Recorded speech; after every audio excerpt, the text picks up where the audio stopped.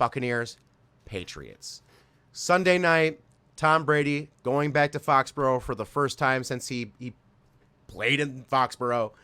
And even with a bunch of better games this week, or at least a few, with the 49ers versus Seahawks, Rams versus Cardinals, this game is going to be exciting. When Tom Brady makes his first return to New England, it's going to be something different in the air, you know?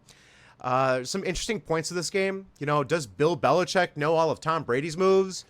Does Tom know all of Bill's moves? I doubt either, but if I were to say who knows more about each other, I would definitely say Bill knows more about Tom Brady. The Patriots, they've been a top 3 defense in the league so far, which is a testament to Bill Belichick and his mythology with how he plays. He loves having great defenses, and that's one of the reasons why Tom Brady's been so successful throughout his entire career. He's had great defenses behind him, and when he hasn't been able to do anything. But when the Patriots have given up the second least amount of passing yards per game, and the Buccaneers have given up the most passing yards per game, it's always an interesting matchup when both polar opposites face each other. The Buccaneers' passing defense has looked very bad all year round, especially last week with Matthew Stafford throwing for over 300 yards, 4 touchdowns, that type of thing.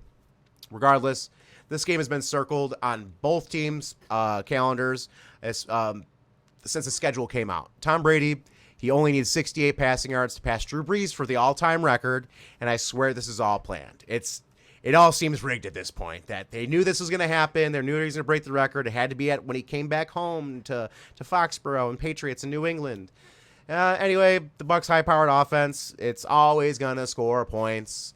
I don't think they're going to have a tough time versus the pass defense, at least in the second half. But initially, they're probably going to struggle a little bit, and they might try to run the ball, but their running defense has been awful, or the running offense has been awful.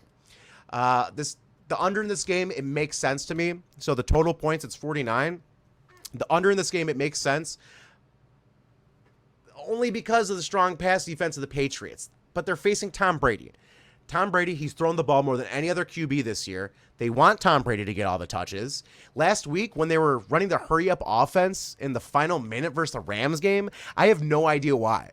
I don't see another reason why they would have kept him in the game other than him just trying to stack up these points, have another all-time season, and be able to break records.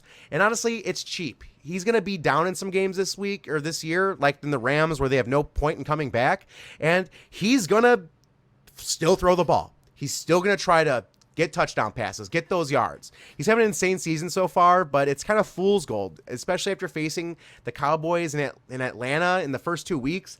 I mean, Tom Brady, quit sucking his dick. He's not that great, especially through this season so far. Even though he has 10 touchdown passes, I think that is a little bit fool's gold. But with that being said, you got to pick the Bucs.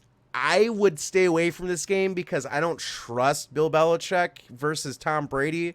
This is a game that I'm going to be looking at and find very interesting. I do have the Bucs winning 30-20 in my pick'ems, but I'm staying away from this game.